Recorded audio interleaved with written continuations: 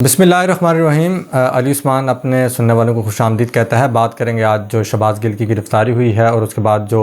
इस वक्त जो पाकिस्तान के अंदर सोशल मीडिया के ऊपर क्रैकडाउन का जो फ़ैसला है, उसके बाद पाकिस्तान के सबसे बड़े जो चैनल है ARY न्यूज़, उसके ख़िलाफ़ जो अब घेराव किया जा रहा है,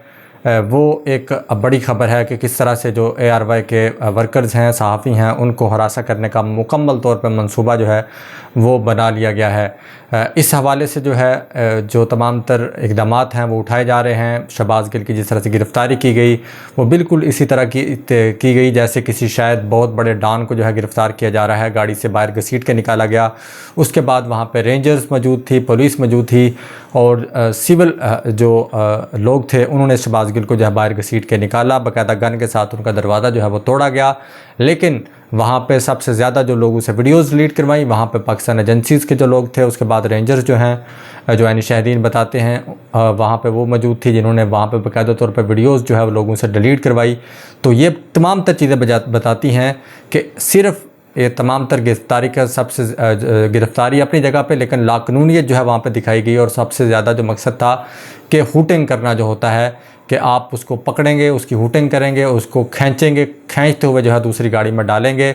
तो ये तमाम तर इक़दामात जो उठाए जा रहे हैं, ये बुखलाहट का शिकार हो चुके हैं इस वक्त। जो तमाम तर इक़दामात जो अपोजिट हुकूमत जो है इस वक्त उठा रही है, ज़िमनी इंतखाब जो हुआ है उसमें यकीनी तौर पे आप ये नहीं कह सकते कि ये 13 जो जमातें हैं उनको शिकस्त हुई है, बल्कि ये इस्टेब्लिशमेंट की 15 सीटें थी जिसके ऊपर उनको मुँह की खानी पड़ी है। और उसके बाद जो हम देख रहे हैं कि जो सीटें हैं हारने के बाद जो है अब जो शर्मिंदगी है वो छुपाई नहीं जा रही, क्योंकि वो लोग थे जिनको हमेशा से जो है इस्तेमाल किया जाता था किसी न किसी तरह से। जो न्यूट्रल जो थे उन्हें कालें करते थे और उसके बाद इन्हें गिरफ़्तार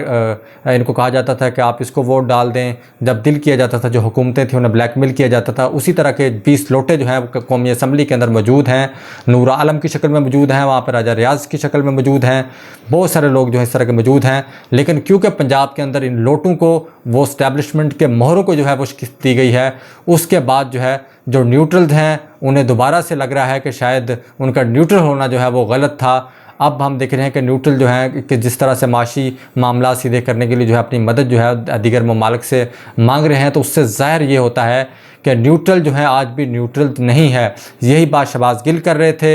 इसी बात को जो है पूछा जा रहा था कि आखिर पाकिस्तान के पास अगर 13 जमातों की माशी टीम मौजूद है तो फिर हमारी जो पाकिस्तान का कमांडर है वो किस लिहाज से जो है दुनिया की जो ममालिक हैं उनसे बजाय कि दुनिया के जो हम देखते हैं कि जमहूरी ताकतें हैं वो दिफाई मुआहदे भी जो हैं जो किए जाते हैं, उसमें भी हम देखते हैं कि जो सिविलियन हुकूमतें हैं वो ये मुआहदे करती हैं, चाहे वो जंगों की इजाज़त हो, चाहे दिफाई मुआहदे हों। लेकिन अफसोस की बात यह है कि पाकिस्तान का जो कमांडर है वो 13 रुकनी जो हम देखते हैं कि नलायक टोला है, उनकी नलायकियों का बोझ जो है उसे उठाना पड़ रहा है। और वो हम देख रहे हैं कि इस वक्त जो दर दर की ठोकरें खा रहा है, कभी सऊदीया को कालें कर रहा है, कभी UAE की जो हुकूमतें हैं उनको कालें कर रहा है, कभी IMF के मिनतरले किए जा रहे हैं, कभी अमेरिका जो है उससे भीख मांगी जा रही है, लेकिन भीख कहीं से नहीं मिल रही। ये वो फ्रस्ट्रेशन है जो कि शहबाज गिल के ऊपर जो है वो दिखाई गई। उसके बाद जो हम बात करेंगे, जो एक और पॉइंट है कि इस वक्त जो ARY की बंदिश है उसमें हम देखते हैं कि अब बाकायदा तौर पे हम देख रहे हैं कि ये दिन आगे हैं कि इस्लामाबाद के अंदर जो है अब ये चीज़ें रिपोर्ट हो रही हैं कि बाकायदा तौर पे सर्विलेंस जो है वो उस चैनल की जा रही है। जो पुलिस के डाले हैं वहाँ पे गश्त कर रहे हैं और आके लोगों से बाहर पूछ रहे हैं कि बताएं कि ARY का ऑफिस यहाँ पे है। सिर्फ मकसद क्या है कि मकसद सिर्फ जो है वो थ्रेट करना है कि कोई भी चैनल यहाँ पे जो है वो आज़ादी की बात ना करे, यहाँ पे आज़ादी सहाफ़त की बात ना करे, यहाँ पे उन लोगों को ना ललकारे जिन लोगों ने नारा लगाया था कि हमें दुश्मन के बच्चों को पढ़ाना है। लेकिन अब नए दुश्मन जो है यहाँ पे पैदा किए जा रहे हैं और जो कौम है वो अब यहाँ पे थक चुकी है कि वो दुश्मन के कितने बच्चों को जो है वो बाहर बिठा के जो है वो पढ़ाएगी, कितने मज़ीद दुश्मन के जो बच्चे हैं वो बाहर पढ़ेंगे और उनका जो ख़र्चा है वो ये नाजुक कंधे जो हैं वो उठाएँगे। हम देखते हैं कि अब जो गरीदा फ़रूकी साहबा हैं उनके आप ट्वीट्स पढ़ लें, वो जहर उगल रही हैं, जिस तरह से अपनी जो ज़ाती अनाद है वो दिखा रही हैं। उनका करैक्टर किसी से ढका छुपा नहीं है। जावेद चौधरी साहब को देख लें, वो आजकल भाषण दे रहे हैं, लोगों को बता रहे हैं कि जो 15 साला या 17 साला, 18 साला, 20 साला यंगस्टर हैं वो किस तरह से स्मार्टफोन के ज़रिए जो है उनको जो है गलत दोराहे पे जो है ला खड़ा किया है स्मार्टफोन ने। लेकिन जावेद चौधरी के पास शायद इस बात का जवाब नहीं है कि उनका जो बेटा है वो पूरे इस्लामाबाद के अंदर गुलगोपाड़ा करता है। वो इस्लामाबाद मॉडल कॉलेज के अंदर जो है वो घुस गया, उसने टीचर्स पर तशद्दुद किया, स्टूडेंट पर तशद्दुद किया, जिसका मुकदमा जो है वो थाना शालीमार के अंदर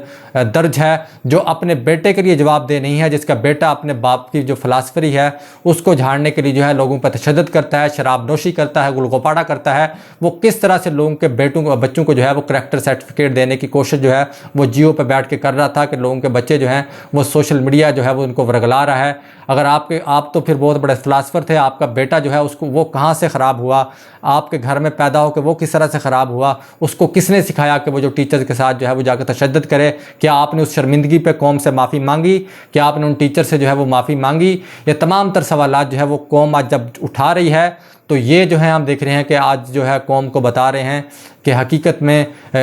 जिस तरह से कौम को बताने की कोशिश की जा रही है कि वो कितने महज़ब हैं और कितनी इनकी जो है पॉपुलैरिटी है। लेकिन अब लोग जो सवाल उठा रहे हैं, अब ये सवाल जो है वो दबेगा नहीं, बल्कि लोग सवाल उठाएंगे। और इम्पोर्टेड हुकूमत जो है वो इस वक्त यकीनी तौर पर बुखलाहट का शिकार है। नज़र यही आ रहा है कि ज़मीनी इंतखाबात में शिकस्त है, पंजाब जिस तरह से छीन लिया गया है, उसके बाद अब उनको कोई गारंटी देने वाला नहीं है कि अवाम जो है उनको अब ये बात नज़र आ रही है कि जो इमरान ख़ान हैं अगर वो जाते हैं इस वक्त वोट की तरफ जाते हैं, अवाम में जाते हैं, तो वहाँ से जो है छतरोल होनी है अगर इमरान ख़ान का रास्ता ना रोका गया। तो इस वक्त हम देख रहे हैं कि तमाम तर जो इदारे वफाकी हुकूमत के ज़ेर सरप्रस्त काम कर रहे हैं उनको इस काम पर लगा दिया गया है कि इमरान खान जो रास्ता है वो हर सूरत में जो है रोकना ज़रूरी हो चुका है। तो इस वक्त हम देख रहे हैं कि पाकिस्तान के अंदर एक अफरा तफरी का माहौल है जो कि ख़ुद जो है इम्पोर्टेड हुकूमत जो है वो बनाने की कोशिश कर रही है, और ये लोगों को जो है गुमराह करने की कोशिश की जा रही है कि किसी न किसी तरह से जो है एक शख्स जो है उसको जो है दोबारा एक्सटेंशन दी जा सके, और जो वफाकी हुकूमत है वो दोबारा से किसी न किसी तरीके से इमरान खान को साइड लाइन पर करके जो है लोगों के ऊपर जो है जो जुल्म है वो कर सकें। जिस तरह से हम देख रहे हैं कि बिजली के बिल आ रहे हैं, लोगों के घरों के ऊपर जिस तरह से बोझ डाला जा रहा है, यकीनी तौर पे इस जुल्म के आगे जो है अब ये दीवार जो है ज़्यादा देर टिकने वाली नहीं है। इसी के साथ अली उस्मान को न्यूज़र टीवी से इजाज़त दीजिए। हमारे चैनल को आप सब्सक्राइब ज़रूर कर सकते हैं। शुक्रिया।